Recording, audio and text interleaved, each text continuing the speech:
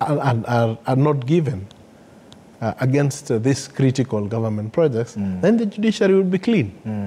And I think that is where now it becomes extremely subjective, and the objectivity in the very good rationale of ensuring that we reduce or eliminate corruption within the judiciary is lost. Yeah, that statement you've spoken about, that will not allow the judiciary to frustrate government efforts.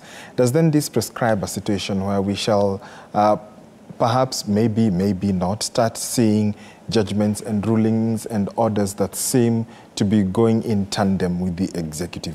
Does such a scenario seem to be foreseen in following such remarks and sentiments? We are going to be watching out for that. And it will be extremely, extremely unfortunate if the judiciary succumbs to this latest arena of threats and intimidation. Because then they would have betrayed the Kenyan people. They would have failed to live up to the oath that all of them have taken. And it's part of the reason why, as the Council of the Law Society did call out its members for a peaceful protest march that will be preceded by the lawyers retaking their oaths in public, so that we can affirm that as a body of lawyers, we stand ready, able, and willing to defend the rule of law, to defend the administration of justice, the independence of the judiciary, and our constitution. And so there we also expect, because to a larger extent, the members of the judiciary are also members of the law society, because they are first advocates before then they join the judiciary. We also expect, because they have taken a similar oath, that they will also abide by their oath. And in this process, that they will not only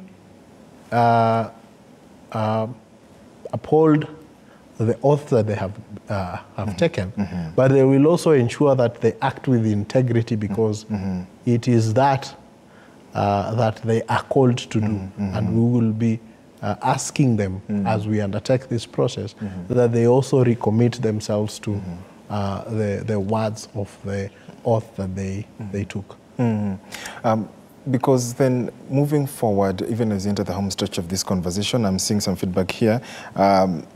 Njeru Muria from Chuka Tharakanithi is saying you're enjoying the show. Thank you so much for staying with us. Of course, keep your questions coming. There is one asking here, what happens then to judges and their independence, even as they issue their judgments? I think you've just addressed that. I was going to the point of looking at now the whole spectrum of the rule of law.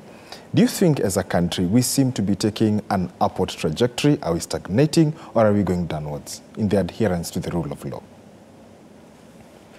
The assessment of that largely is determined by how the state behaves and responds to court orders. And I think... Has this government been adhering to court orders, do you think? I think that publicly they started off on a very good note by saying, we are going to comply with court orders. We remember that there are several decisions that have been given by the courts, which, although the executive was unhappy about, and other institutions, even Parliament, they have actually largely complied with those decisions. So to that extent, we were happy. First year or the first few months of the terms of this administration. But as time has gone by, we have seen talks and discussions that tend to suggest that the law is now becoming an inconvenience on the part of the state, and they're getting extremely frustrated, and they want to say that we will not be bound by these decisions.